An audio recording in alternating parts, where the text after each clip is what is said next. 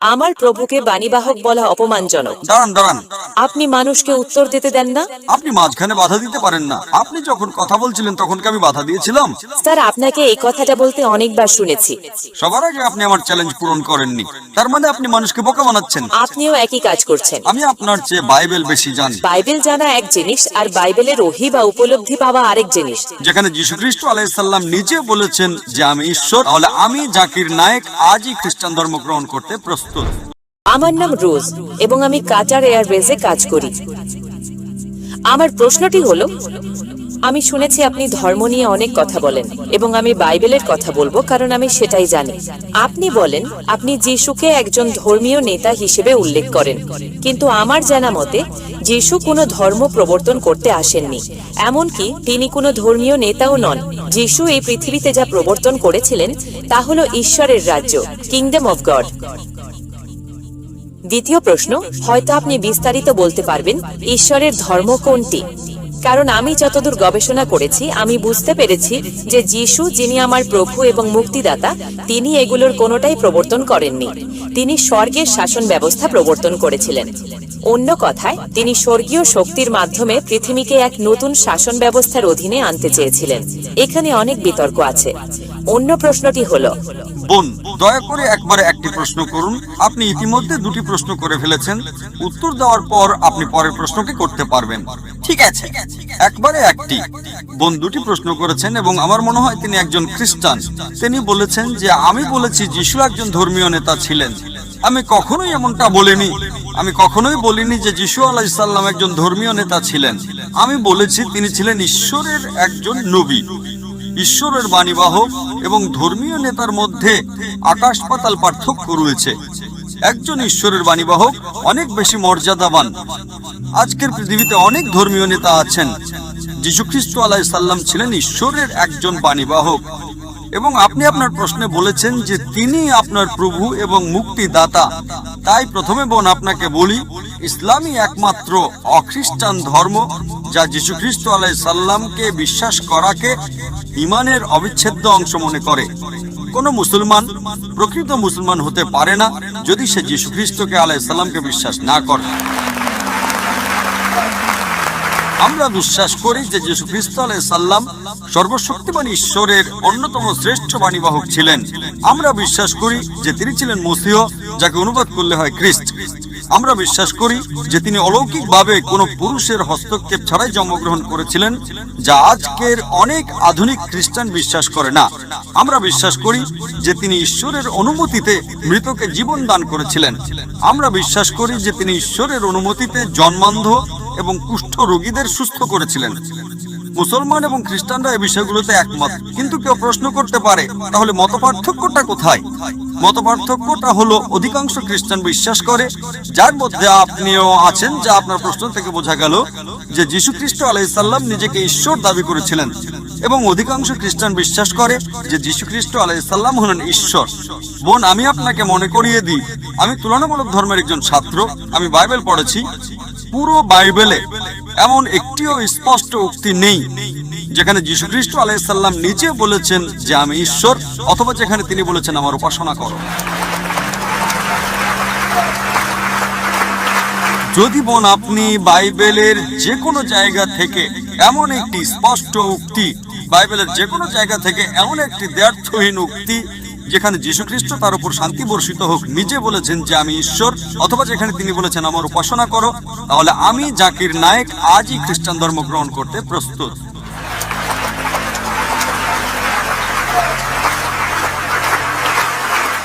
Sir, আপনাকে এই কথাটা বলতে অনেকবার শুনেছি।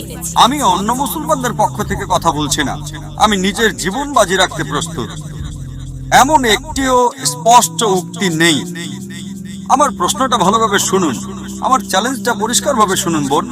এমন একটিও দ্ব্যর্থহীন উক্তি নেই, এমন একটিও স্পষ্ট উক্তি নেই যেখানে যীশু খ্রিস্ট আলাইহিস সালাম, তার উপর শান্তি বর্ষিত হোক, নিজে বলেছেন যে আমি ঈশ্বর, অথবা যেখানে তিনি বলেছেন আমার উপাসনা করো।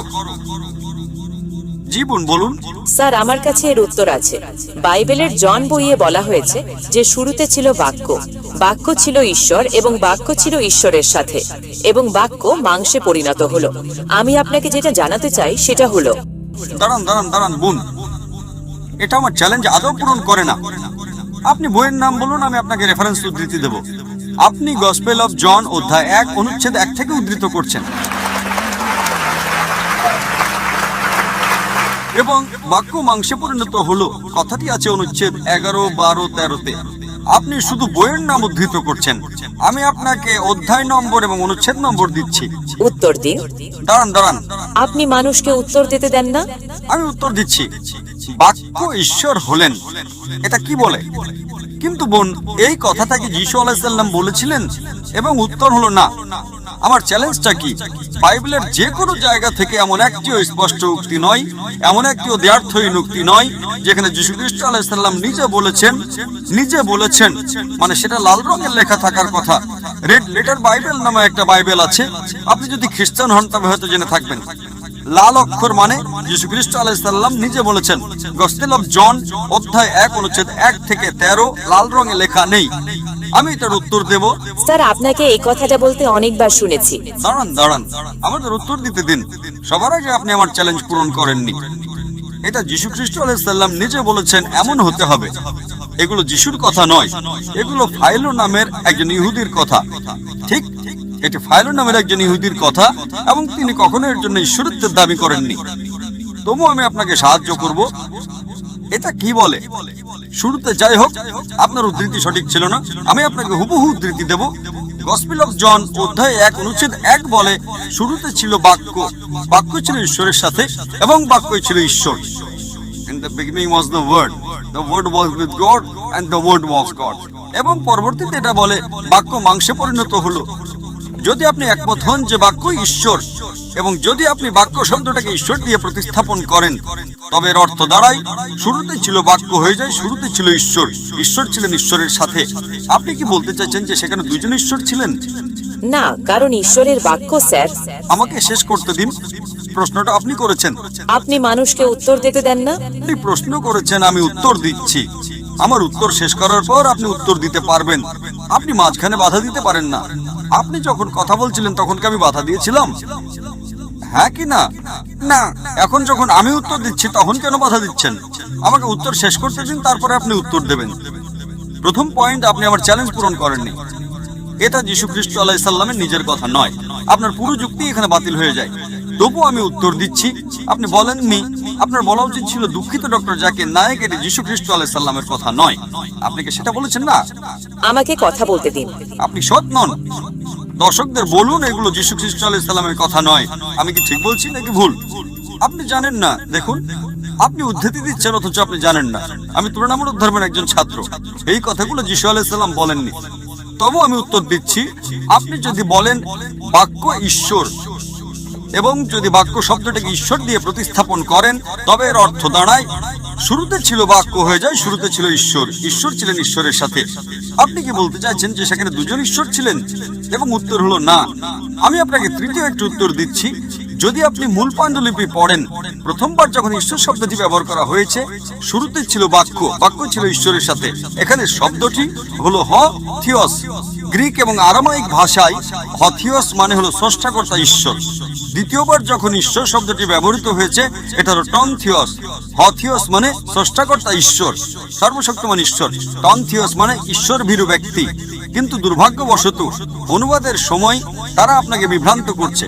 আপনি গসপেল অফ জনের মূল পাণ্ডুলিপিতে যান, অধ্যায় 1 অনুচ্ছেদ 1। প্রথমবার যখন ঈশ্বর শব্দটি ব্যবহৃত হয়েছে, এটা থিওস, যার অর্থ স্রষ্টাকর্তা ঈশ্বর। দ্বিতীয়বার যখন এটি ব্যবহৃত হয়েছে, এটা টন থিওস, যার অর্থ একজন ঈশ্বর ভীরু ব্যক্তি। তাই এর অর্থ দাঁড়ায় শুরুতে ছিল বাক্য, বাক্য ছিল ঈশ্বরের সাথে এবং বাক্যটি ছিল একজন ঈশ্বর ভীরু ব্যক্তি, অর্থাৎ ঈশ্বরের একজন বাণীবাহক, নবী। বোন, আপনি কি বুঝতে পারছেন? না, এটাকে বলে আপনি ইংরেজি বোঝেন না। আপনি বলুন, আমি যা বলেছি তা ভুল। আমি আপনার পণ্ডিতদের উদ্ধৃতি দিচ্ছি। আমি আপনার বাইবেল থেকে বলছি। আপনি যে কোনো রেড লেটার বাইবেল নেন, এই কথাগুলো লাল রঙে নেই। পয়েন্ট নাম্বার 1, আপনি গ্রিক এবং আরামাইক ভাষায় যান। বোন, আপনি কি গ্রিক জানেন? না। আপনি কি গ্রিক এবং আরামাইক জানেন? বাইবেল কি ইংরেজিতে নাজিল হয়েছিল? বাইবেল কি ইংরেজিতে নাজিল হয়েছিল বোন? হ্যাঁ, এটা গ্রিক ছিল। গ্রিক এবং আরামাইক, তো মূল শব্দটি হলো হোথিয়স। আপনি কি জানেন হোথিয়স মানে কি? বাড়ি গিয়ে গুগলে খুঁজুন হোথিয়স। হয়তো আমি আপনাকে ধোকা দিচ্ছি। আচ্ছা স্যার, আচ্ছা স্যার। দান দান দান হোথিয়স মানে সৃষ্টিকর্তা ঈশ্বর। ডন হোথিয়স মানে একজন খোদা অর্থাৎ ধার্মিক ব্যক্তি। তার মানে আমি যদি একমত হই, এটি বলে যীশু খ্রিস্ট ছিলেন ঈশ্বরের একজন বাণীবাহক। আপনি কি তাতে বিশ্বাস করেন? না, তিনি বাণীবাহকের চেয়েও বড়। তিনি শুধু একজন বাণীবাহক নন। আমার প্রভুকে বাণীবাহক বলা অপমানজনক। দান দান কিন্তু আগে বলুন যে আপনি যা উদ্ধৃত করেছেন তা ভুল। স্যার, কিছু প্রমাণ করার জন্য আমরা কিছু প্রমাণ করব। আপনি মেনে নিন যে এটা ভুল, তারপর আমরা পরের প্রশ্নে যাব। আমি একমত নই। তার মানে আপনি যা বলেছেন সেটা যিশুর কথা নয়। তার মানে আপনি মানুষকে বোকা বানাচ্ছেন, ঠিক না ভুল? আপনিও একই কাজ করছেন। আপনি ভেবেছিলেন আমি জানি না, ঠিক? না স্যার, আমি এখানে জ্ঞান প্রদর্শন করতে আসিনি, আমি সত্য প্রদর্শন করতে এসেছি। এটা জ্ঞানের প্রশ্ন নয়, এটা বাইবেলের প্রশ্ন। আপনি বিশ্বাস করেন বাইবেল ঈশ্বরের বাণী, ঠিক? হ্যাঁ, আমি করি। আমি বিশ্বাস করি না এটা ঈশ্বরের বাণী। যদিও আপনি বিশ্বাস করেন বাইবেল ঈশ্বরের বাণী, আমি আপনার চেয়ে বাইবেল বেশি জানি, ঠিক? বাইবেল জানা এক জিনিস আর বাইবেলের ওহী বা উপলব্ধি পাওয়া আরেক জিনিস। কারণ আপনি জানেন, যখন যিশু এসেছিলেন তখন যারা তাকে চিনতে পারেনি তারা ছিল ধর্মীয় নেতারা। তারা বড় ভুল করেছিল। তারা জানতো না তিনি কে ছিলেন, কারণ তিনি গোপন ছিলেন। আর নিউ টেস্টামেন্টের কাজ। বোন, আপনি বাইবেলের এমন একটা জায়গা দেখান যেখানে কোন স্পষ্টতা ছাড়া, ব্যর্থহীন বা একেবারে পরিষ্কার বক্তব্যে, যেখানে যীশু খ্রিস্ট তার উপর শান্তি বর্ষিত হোক নিজে বলেছেন আমি ঈশ্বর, অথবা যেখানে তিনি বলেছেন আমার উপাসনা করো, আমি খ্রিস্টান ধর্ম গ্রহণ করতে প্রস্তুত। সহজ চ্যালেঞ্জ। আর আপনি বাইবেলের এই বিশাল গ্রন্থ থেকে একটা আয়াত দেখাতে পারছেন না। আমাকে একটা প্রশ্ন করতে দিন স্যার। আপনি কি নিজেকে আপনার কথা থেকে আলাদা করতে পারেন? দুঃখিত। আপনি কি ডক্টর জাকির নায়েককে তার কথা থেকে আলাদা করতে পারেন? আপনি কি ডাক্তারকে আলাদা করতে পারেন? আপনি কি নিজেকে আপনার কথা থেকে আলাদা করতে পারেন? কিন্তু আমি পারি বা না পারি তাতে কি আসে যায়? দেখছেন, আপনি বুঝতে পারছেন না। যিশু হলেন ঈশ্বরের বাণী, যিনি রক্ত মাংসের রূপ নিয়েছেন। কিন্তু ধর্মীয় মনন বা মস্তিষ্ক পঞ্চ ইন্দ্রিয়ের ধরা ছোঁয়ার অনেক ঊর্ধ্বে। যিশু ঈশ্বরের বাণী এবং তিনি নিজেই ঈশ্বর। বাইবেল বলে তিনি তাকে এমন এক নাম দিয়েছেন যা অন্য সব নামের ঊর্ধ্বে, যা হলো ঈশ্বরের বাণী। প্রত্যেক নবী তার সময়ের ঈশ্বরের বাণী। মুসা ঈশ্বরের বাণী ছিলেন, যিশু ঈশ্বরের বাণী ছিলেন, ইব্রাহিম ঈশ্বরের বাণী ছিলেন, নবী মোহাম্মদ ঈশ্বরের বাণী। তাহলে সমস্যাটা কোথায়? প্রত্যেক নবী তার সময়ের ঈশ্বরের বাণী। যিশু খ্রিস্ট তার উপর শান্তি বর্ষিত হোক, এর মধ্যে এমন কি পার্থক্য আছে?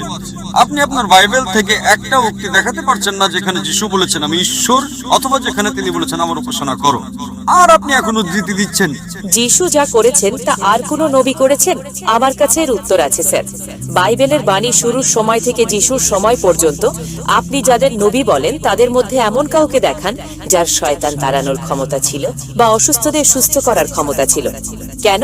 কারণ শুরুতে ঈশ্বরেরই একমাত্র ক্ষমতা ছিল শয়তানের মোকাবিলা করার, স্বর্গে মানুষের পতনের পর থেকে।